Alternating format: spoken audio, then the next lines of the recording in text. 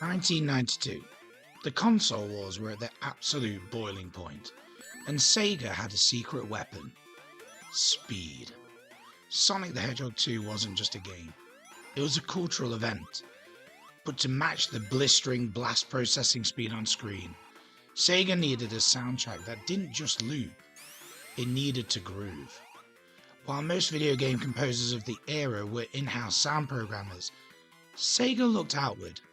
They hired a literal rock star.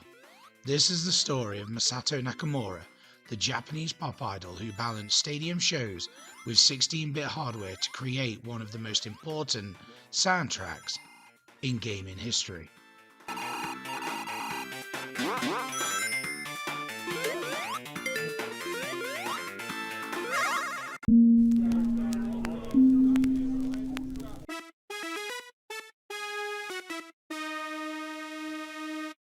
Nakamura's pop sensibilities had to survive a brutal translation process. The Sega Megadrive didn't use recorded audio samples like the Super Nintendo. It used the Yamaha YM2612 sound chip, which relied on frequency modulation or FM synthesis. FM synthesis works by using basic mathematical waveforms to alter or modulate each other.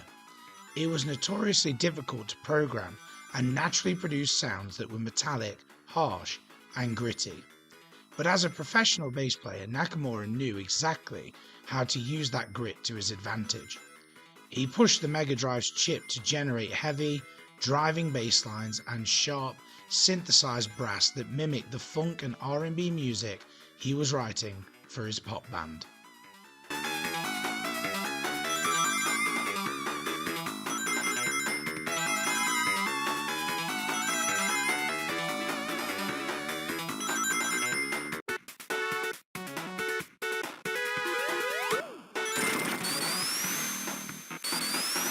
Nakamura's funk and R&B chops are clearly evident in Chemical Plant Zone.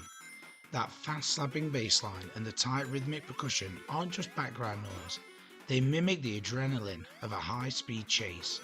It's an R&B funk track compressed into a 16-bit cartridge.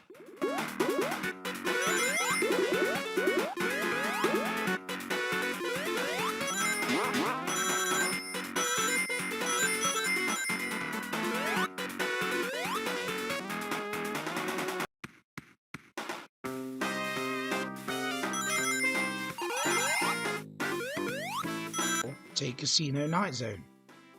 Nakamura didn't write standard video game loops. He wrote a swinging jazz arrangement. The Mega Drive chip is pushed to its absolute limit to emulate walking acoustic bass, snappy snare drums, and a lively horn section.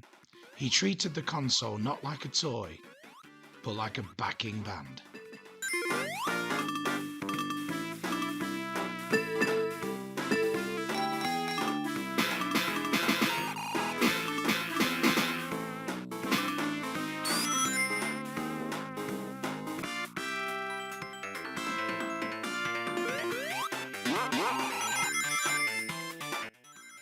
Sato Nakamura brought the structure of chart-topping pop music, intros, verses, choruses and bridges into the living rooms of millions of kids.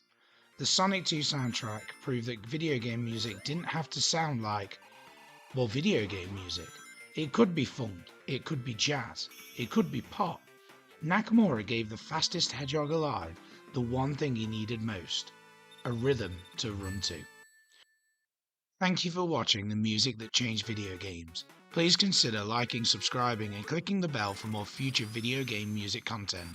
And let me know in the comments below what your favourite zone track from Sonic 2 was. Next time we'll be looking at Crash Bandicoot, whose music was composed by Josh Mansell.